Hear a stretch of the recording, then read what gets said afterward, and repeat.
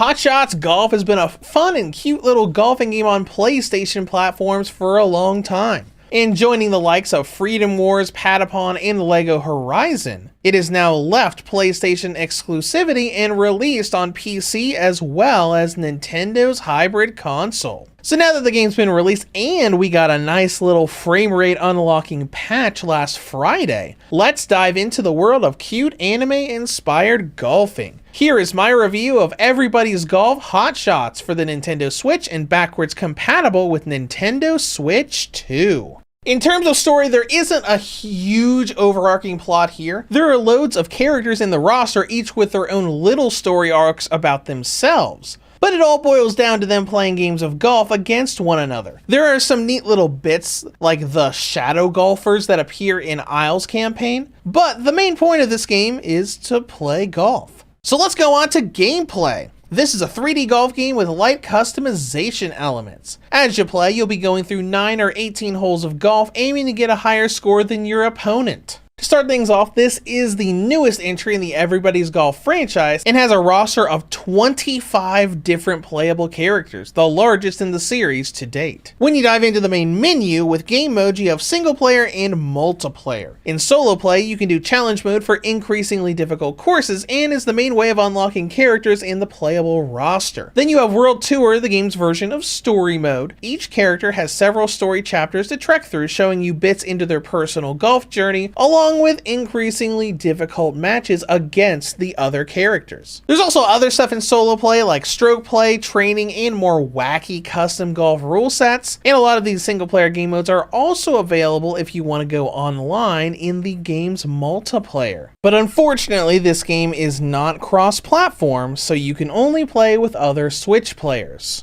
Let's get into the gameplay loop. You play golf with a simple 3-button system. You have a gauge where you can set up your shot, hit a button for power, and again with good timing in a target zone to get a good hit and see the ball fly off. It's very simple, but there is a decent amount to this. You have different clubs, adding spin is a pretty important piece, and weather effects for wind like most golf games implement, even though I will admit that the wind effects are kind of a toss-up 50-50 on whether what it says the wind is actually accurate. We also have hit types for normal shots, power shots that have a more difficult minigame for more distance, and the special shot that lets you have an easier time but far shorter distance, geared more towards getting you out of messes like when you go into a bunker. But the simplicity is what makes it so much fun. Each hit isn't some technical physics puzzle mind game of finding the right club and right angle and right this and that. It's just hit the ball, maybe add a little bit of spin or go for a power shot, but just get it there and have fun playing golf. That's not to say it isn't difficult. Later on in courses, the target zone does get smaller and power shots turn into an extremely precise minigame with a target zone that's super tiny on that gauge. This is especially the case in later story chapters where you have to beat an opponent that is actually competent at the game. Getting through this higher difficulty is mostly done with upgraded clubs and balls you can buy from the shop, but there's also a food mechanic where you can just eat food to temporarily increase your stats for that game.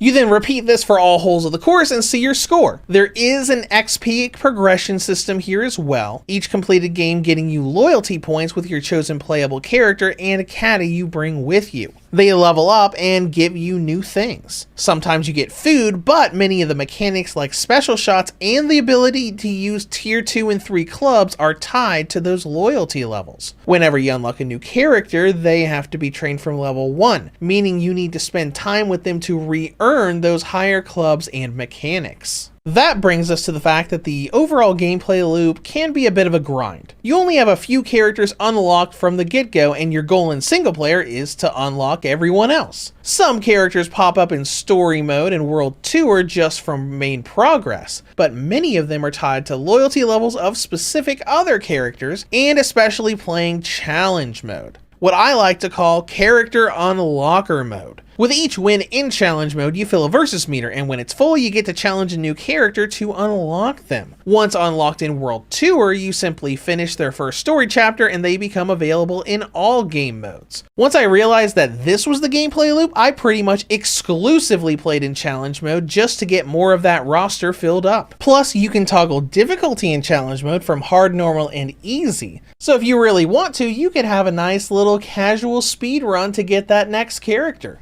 The grind here comes from how long it takes to actually unlock these characters. There are 25 characters in the roster, and I'd only unlocked around 6 or 7 by the time I'd played the game for 10 hours. It's a lot of simple fun, but you need to really enjoy it to grind out challenge mode and get that roster filled up. And that brings us to content and length, and there is plenty here. As I just said, I barely had a third of the roster unlocked after playing for 10 hours. Unlocking everyone will be a huge, at least 20 to 30 plus hour venture. Next up is presentation. Visually, I think the game looks really cute. It doesn't look super advanced graphically, but just a cute little anime golf game. I think it looks fine for what it is, though you will see a fair number of jaggies around the models, especially on bare skin like Aya's shoulders. But performance is what we want to talk about. On this game's launch, Everybody's Golf was locked to 30 FPS, which on Switch 1 was a pretty unstable 20 to 30 FPS, and on Switch 2 was a smooth and locked 30. But on September 12th, last Friday, we got a surprise patch that unlocked the frame rate. This admittedly didn't really do much for Switch 1, having it now be more of a range between 30 and 35 FPS, but the Switch 2 can play this game at 60 FPS now, creating a much smoother experience and making the precise timing needed for the golf gauge minigame much easier.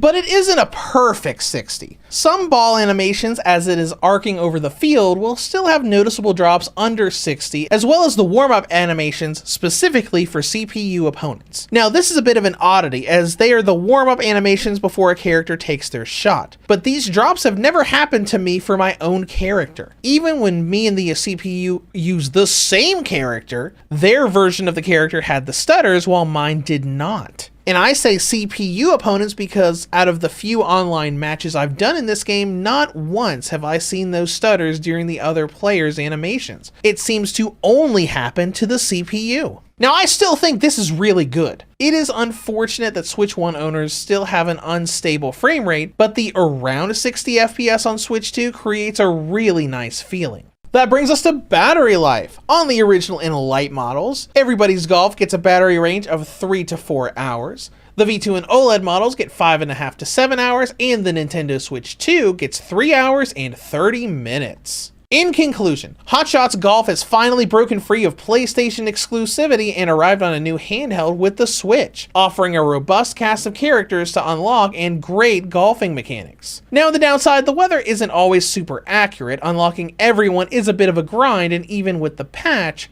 Switch 1's performance is unstable and Switch 2 still has drops under 60 during specific animations. But if you have a Switch 2 and don't mind the random CPU stutters, it's great fun with a ton of content to unlock. Reviews to Go rates Everybody's Golf Hot Shots for the Nintendo Switch a 7.5 out of 10. If you have any comments or questions, feel free to leave them below. Thank you for watching and have a great day.